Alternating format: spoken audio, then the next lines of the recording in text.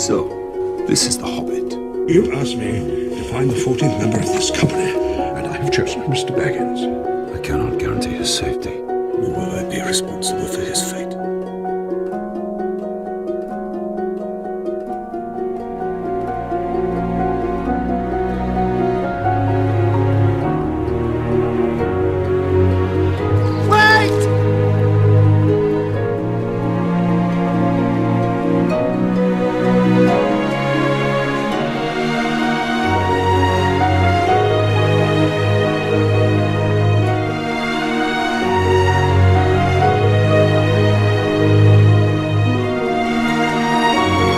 He's been lost ever since he left home.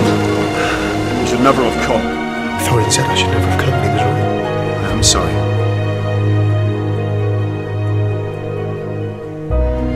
We will not be seeing our Hobbit again. He is long gone. No, he isn't. Why did you come back? You don't have one.